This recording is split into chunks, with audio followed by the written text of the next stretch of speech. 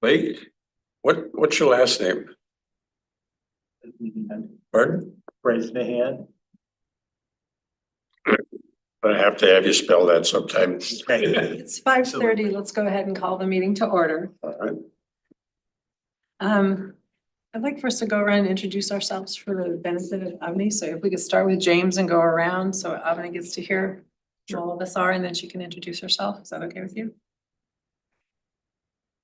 James Murray. I'm retired, interested in, participant. James, I'm Charlotte DC. I'm the chairman of the board this year. And I am a library assistant at Pleasant Glade Elementary School. And I'm Pam Nelson and I'm the secretary and I'm retired and I love to read and so that's why I'm here. Love the library. And I'm Scott Robinson. I'm the deputy director of the state agency. And I've been on the library board, I think it's like 6 or 7 years now. And I'm passionate about reading for kids having books. So that's why I'm here. Blake Bresnahan, I'm the assistant library manager at the Lacey Timberland Library, currently acting as interim manager. There we go. Been in Lacey for about 2 years, and prior to that, I was in the Shelton Library. And hi, Amy.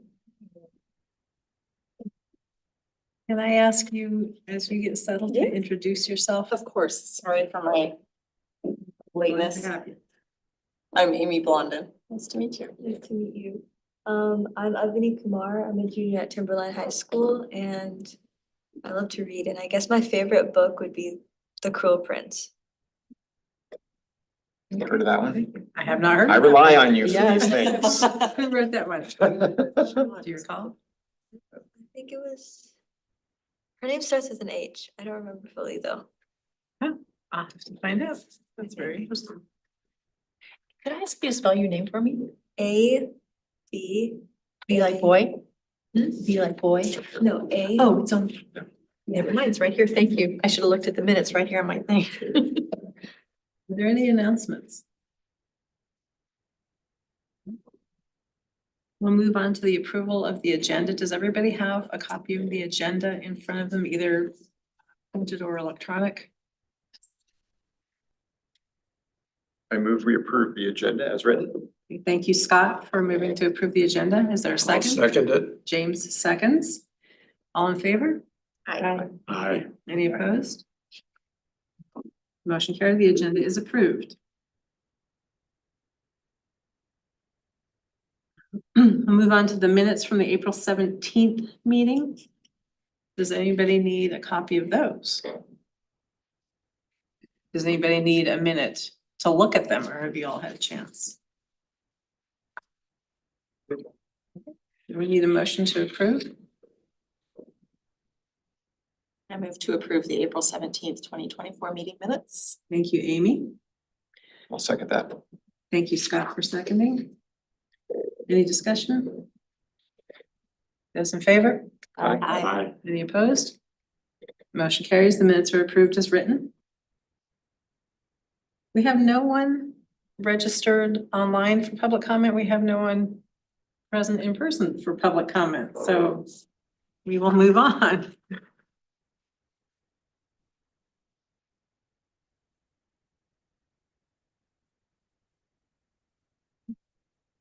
So we've heard from Avani.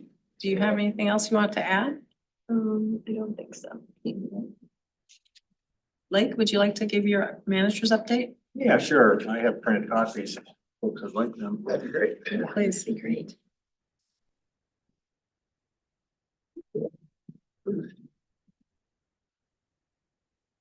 Okay.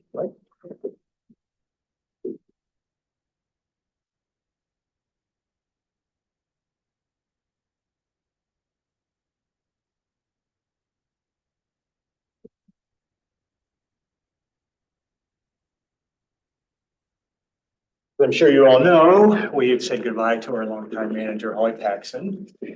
Taking a job at our service center in the Human Resources Department as Employee Experiences Coordinator, which is a brand new position they created. So Holly gets to kind of design it as she wishes, so just kind of neat. So that's the main thing that's happened probably since the last meeting. We did have Erin Stump, who was the manager of the Shelton Library, came in and was interim manager for a period of time. She's since went back to her home in Shelton, so I'm currently acting as interim manager. We are recruiting currently right now. We're reviewing some applications. We have a handful that we'll probably be doing a few interviews from in the near future. So we'll see what comes of that. We've also lost a few other staff members in the past couple of months on the professional staff level. Two public service specialists, Sarah Glazer and Santana Chilton, have departed as well. So we're a little bit depleted in our programming staff.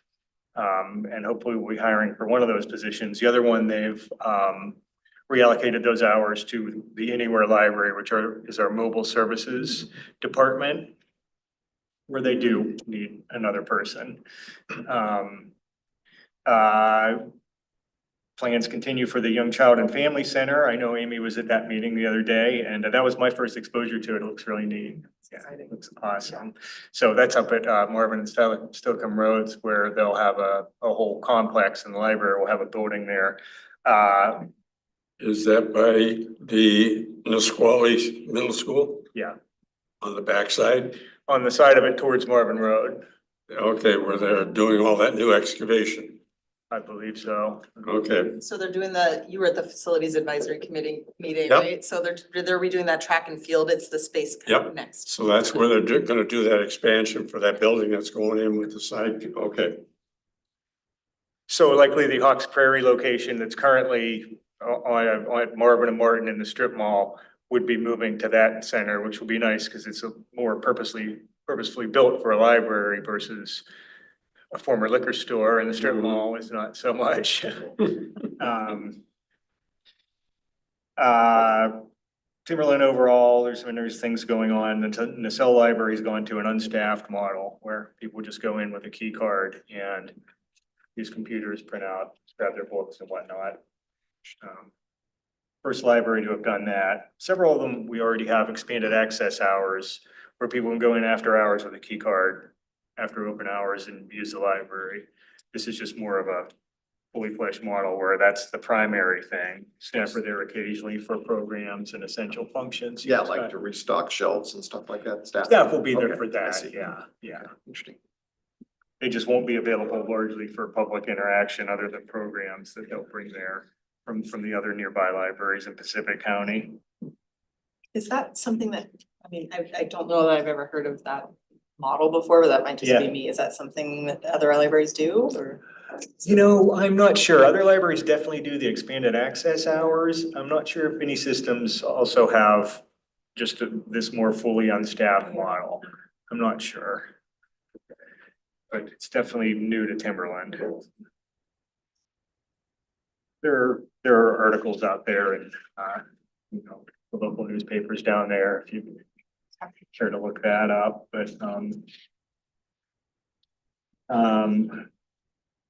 and, you know, programming, we continue to, and this has probably happened since the last meeting. Timberland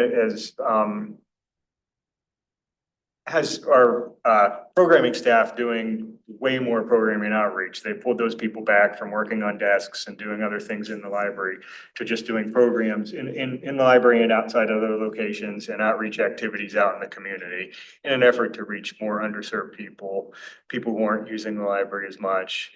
And also to concentrate on some early learning things and some of the other areas of our strategic direction.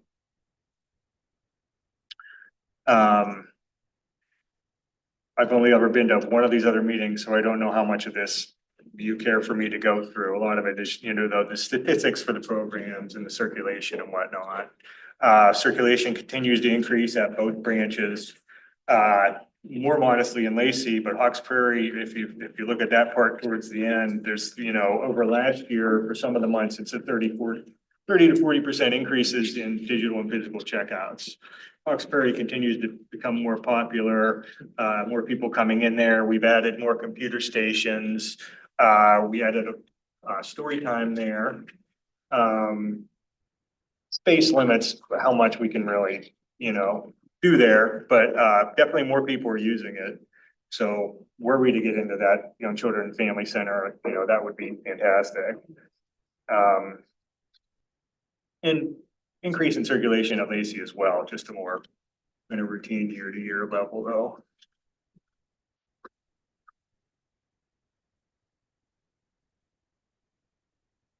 I think that's kind of what I have. Anybody have any questions about anything?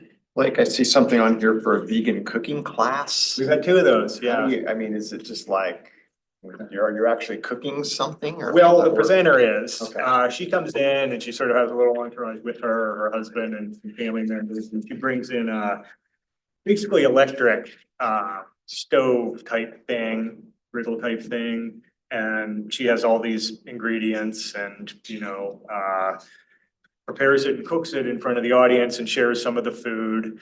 And yeah, it's pretty instructive. I was able to be in there for the one of them and it was very good, both the food and her presentation. She kind of had the patter of a cooking show host Yeah, down, so it was, right. yeah. It's pretty fun. Has the city council received the recommendation for the building of those two rooms in the library? I'm not super clear on that. I'd have to check on that. You mean the two study rooms that'll Yeah. come with the renovation? As far as I know, it's still kind of in the initial stages, the renovation planning. That hasn't really gone very far. So it's still slated for next fall. Okay, so but the city council still has received it, but they're still haven't voted on it yet? I'm not certain, to be honest. Okay, I can look I into know that that. they received it. Right. I know that they received Yeah, it, I I- don't know what actually took on. I knew they received it, but I don't think they've done the budget yet. I haven't seen anything about it. So I was just wondering I will see if I can get some information and if. bring that to our next meeting.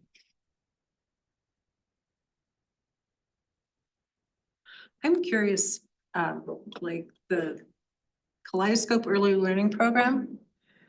Did you lose the support of the Child Care Action Council or did you I mean, it looks like it had good attendance, so I wonder It did, why you yeah. canceled We it. did not lose the support of them. What happened was Timberland as a district kind of decided that what they were doing was something that library staff, you know, was part of a library staff duty, that library staff should be doing it rather than Child Care Action Council. Also, they were not at the time of the program and not on site, but they were giving people who came for the first time monetary vouchers that they could pick up later, and that's a little bit of a conflict with the public library. Essentially, people getting paid to come to a program, even though they weren't handing out dollar bills at the door, it was something they would redeem later at Child Care Action Council, I guess. So those were a couple of the reasons that we decided to kind of not go forward with that and, you know, at this point. Thank you for the clarification. That makes a lot more sense. Sure.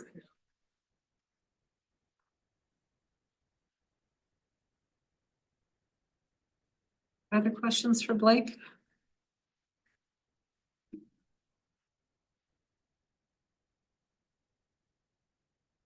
We have had 3 meetings this year and we are supposed to have 4 or 5.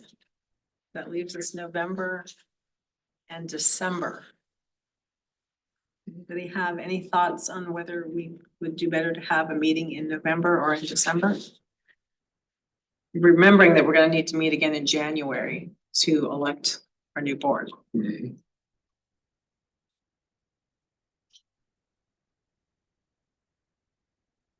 Flexible. I feel like December can be kind of busy for people, but Yeah, I could probably make some work for sure. I'm sorry, you could make which one? I can make them work. Oh, either Yeah, one. yeah. I'm retired, I'm good.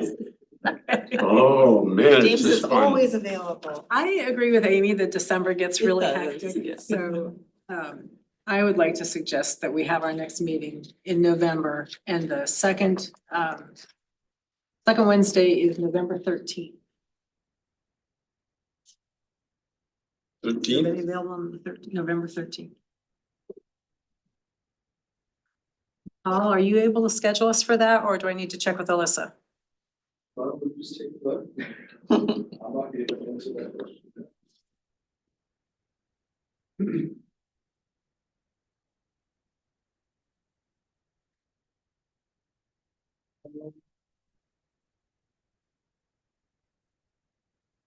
Access on my phone, I need to consult our public. So if you wanted to tentatively set it for that date and then we can confirm. So we'll schedule it for November 13th, and if that needs to change, I will contact all.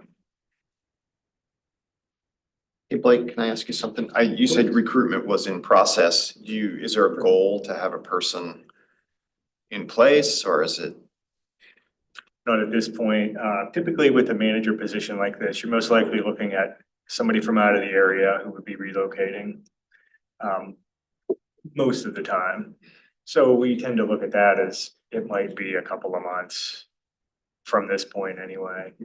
And do you know, will they include like city staff in the interview process? I mean, or will it just be Timberland staff? I don't think we are able to include non-Timberland staff in an interview process. I've never seen it happen. I don't know if that's a rule of law or what, but it would typically just be Timberland staff. It would be the district managers who oversee the manager positions, and then several of us at the branch, myself, 2 operations supervisors. There will be one other person on there who's a district manager for programming and stuff, so. Yeah, just kind of curious. Yeah. It probably wouldn't be very equitable to do it the other way, especially with the smaller branches that don't have city car, they're Timberland owned and they don't really have a lot of, you know, Sure. dealings with their municipality.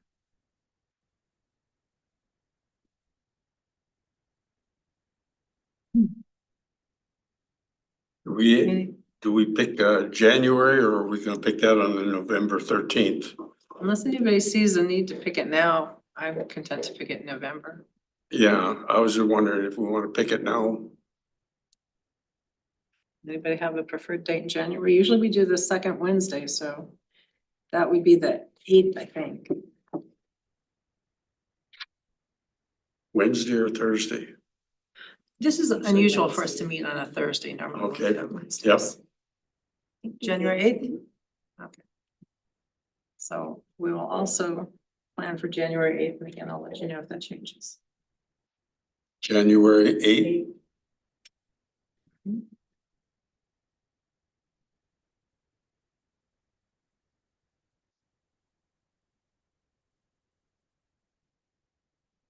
I'm having a little bit of a memory lapse right here. Do you usually talk about books before or after we adjourn the meeting? Oh, you go around the table. I know we go around the table and say what we've been I reading. think that's the chair's choice. Shall we? Anybody read any good books lately? What are you reading, James? Pardon? What are you reading? Am I what? What are you reading these days? Oh. I've been taking a couple of classes on Constitution. And got a book on it. And I'm amazed at the fluctuations that are put on the interpretation of the Constitution in today's legal system. A lot of it is not what it says, there's a lot of interpretation. Well, we really meant that when we put it together. And that's not totally right. But it's an education. So they've had 2 classes now over at the senior center, gone through those. There's a lot more controversy in the Constitution than most people are aware of, I think. And I don't know that if you were to walk up to the average American and say, do you have any idea what the rights you've got covered under the Constitution are? They'd be able to answer you. Because it took them a year and a half to resolve what that document was gonna look like. and get everything put together in the arguments that went back and forth between all the states that were involved. And you had 20 states involved. So if we wanted to read what you've been reading, is there a single textbook that you're reading? I've got a text that's a printout that's given to the students for the deal at the senior center. It's not something that we could go get at the library. I haven't gone over to the library and picked one of the Constitution books up out there. I'm having most fun with this. And this is a teacher who's a professor at what is it, St. St. Martin's. Yeah, and he teaches there on an ongoing basis, been teaching it for years. And so it's interesting to listen to him and then talk to him. And he has some, I guess it would be called kind of innovative ideas on what some of this laws that have been passed and what's going on. And he says it's amazing how and understanding law, okay, so I understand law. But understanding law is you look for the loophole that allows you to go through it to get at something else, okay? That's exactly what's happening with the Constitution. Everybody's yelling about it because right now we've got this separation. And the separation goes back here, but it's become very prominent in the United States between avidly, this is what we're gonna do, and avidly, no, you're gonna do this. And the two sides are at each other's, I mean, my gosh, when you've got one of the best Stewart playing women's basketball, and she's got records, she's set records, she's doing it, and she's receiving all these threats on email. And she's getting threats in the mail, and her family's getting threats because she's gay. I mean, in today's society, I mean, it's incredible. Anyway, I'm having fun with it. Glad to hear it. Stephanie, do you want to say what book you're reading now? Or would you like us to go the other way around the table so you can go last? Well, I haven't really been reading any books like personal books, but in school we just finished reading The Crucible and I actually enjoyed it. I thought it was really interesting. Okay. Very different reaction than my kids had when they read it. Yay for you. I'm glad you enjoyed it. Blake? I had a lot of time to read lately, but I just had a book come in today titled The Most Interesting German in the World. A story of Matthias Buchinger, and it's by the magician, card sharp, and sometimes actor Ricky Jay, who recently deceased.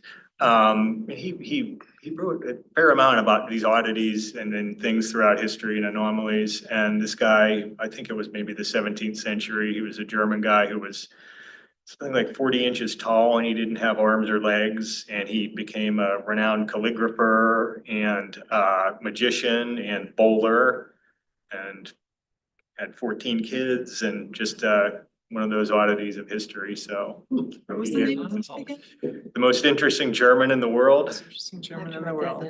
You get the best book recommendations here. I know. I'll let you know how it is. I haven't started it yet. Amy? I just finished a book. I'm a big Stephen King fan, and so I feel like I've read most of his stuff, but I had never read his memoir on writing. And so it's really reflections on writing, as the title implies, but also just his life and how he became a writer, and then the accident where he was almost killed and how that sort of changed his view on the world and everything. So it was actually, I listened to it on Audible and it's just, and he read it. It's a very enjoyable experience. Yeah. He's very eloquent about the art of writing. Yeah, He really but is. not pompous about it, like Right, very yeah. humble and, Yeah. it's just, it was great. I am currently just started a book called Practical Optimism by Sue Varma. It's kind of one of these self-help type of leadership books. So just diving into it, haven't got that far at the moment. Tell us next month what you think of it. Yeah. Yeah. I just finished reading a book called The World Played Chess. It's fiction, but it's about Vietnam War, 3 generations of somebody that was in the war, fought in the war, and then 2 generations after that, and the long-term impacts and a lot of things that we thought we knew about the war, you know, having grown up in that part of. I think that the class before me was the last one that had to sign up for the draft. And so, you know, so it's kind of on the periphery in my younger life, but it's just, it was really interesting. So you guys gotta bear with me. Remember, I work in an elementary Yeah. school. I have the last day, Julian was my best friend. And it's about 2 boys and their best friends. And then Julian gets marbles for a gift. And the other boy steals one of the marbles. And so the day in the book is the day that he comes clean and admits to Julian, he's afraid that Julian won't be his friend anymore. So I think there is a lot of need and use for this book in an elementary school. I don't know, maybe some of you have grandbabies that it would be helpful for. So there's honesty and friendship and doing the right thing. You're not gonna spoil it for us by telling us whether Julian and the other boy Stay remain friends. best friends. You're gonna have to read it Do you for want me ourselves. now? Do you want me to? I'm happy to spoil it. Okay. This is from the Lacey Timberland Library. There you go. Is there anything else for the good of the order? I will just say in full transparency, I am having a heck of a time getting the city email account set up for myself. I have my work account on Outlook and it's really in conflict, the 2 government accounts. So I'm working with Alyssa on it, but just know that if you're sending a bunch of emails, I'm not currently getting them. I'm just keeping an eye on the agenda. I know that we can't conduct The business secret- on our personal. The emails secret there. is you put your computer into a little sack, you come over here, you push the button, Elisa comes out, you lay it in front of her and you She say, fixes it. can you fix that? Okay. There you Yeah, go. And she I'm does happy to do that. wonders. Yeah. I mean, But it took her an hour. okay, noted. Thanks, James. No. Anything else?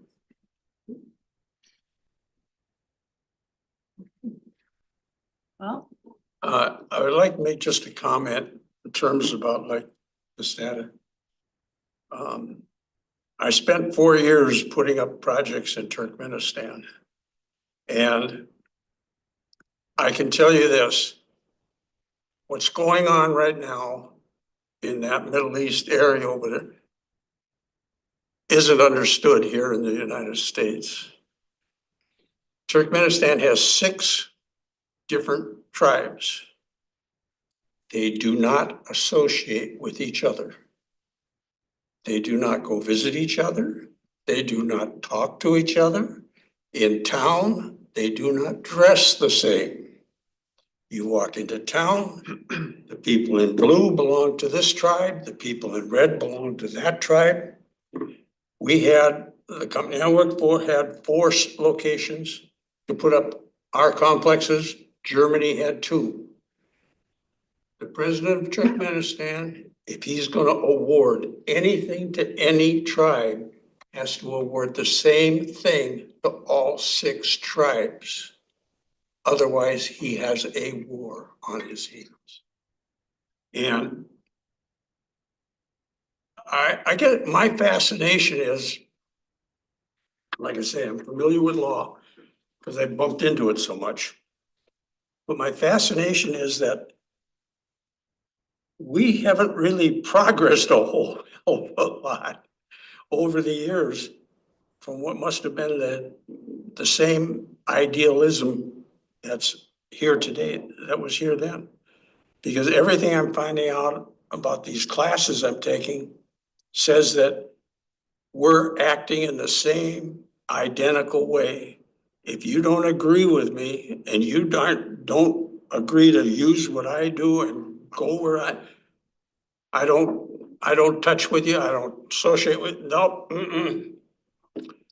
And it's amazing because the separation that I hear over the news, that I bump into, I can't understand in the year 2024 people who cannot sit down and talk and discuss their objection, who do not listen to anybody else.